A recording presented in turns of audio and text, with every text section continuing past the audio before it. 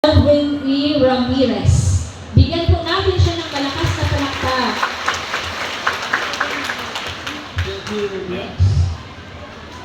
Muna pa o ato ang kopya. Good afternoon, everyone!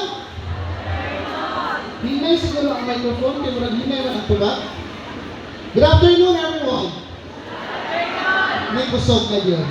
No? So, una sa tanan, palakpakan na ito ang Ginoo. Kaya, imagine, early morning, grabing ulan, no? Pero pagpatak o kalaunan, hunong ang ulan para maka-attend kang tanan. Praise the Lord!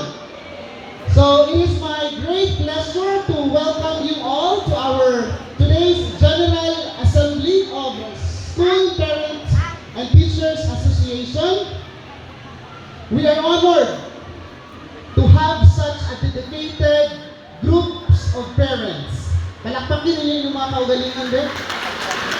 We have dedicated learners here because of us, parents. Tama? Teachers. Palakpakan na to ang atong mga maanyag yun, no? Mga teachers din sa Lanes. Of course, administrators and students who share a common goal, ensuring the best possible education and opportunities for our learners. Today's assembly is more than just a meeting.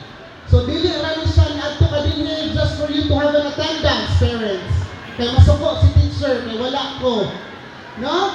So, this is more than a meeting. It is a collaborative platform where we come together to discuss, so daghang diskusyonan, to plan, and to strengthen our efforts in fostering a nurturing and innovative learning environment.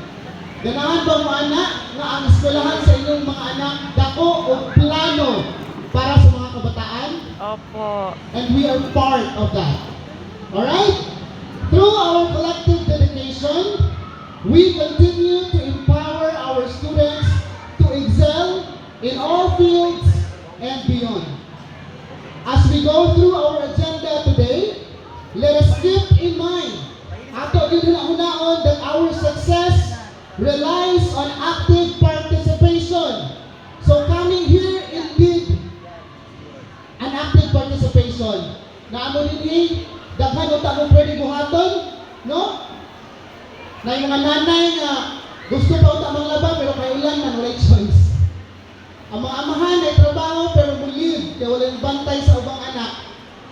So palakpakin ninyo sa mga mga kaugalingon parents. Kinsa yung parents niya, dapat mo makita walang palakpak. Alright, so this is an open communication and shared commitment to our children's future.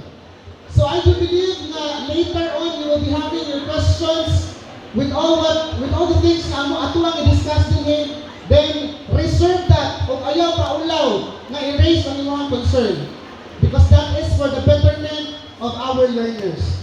Okay? Okay ba dito? Ana ba ito ba? No? So your insights, your ideas, and support are invaluable in shaping the direction of our programs and initiatives. So with that, I officially open this General Assembly and encourage everyone to engage in meaningful discussion. Thank you for being here. And I look forward to a productive and inspiring session ahead.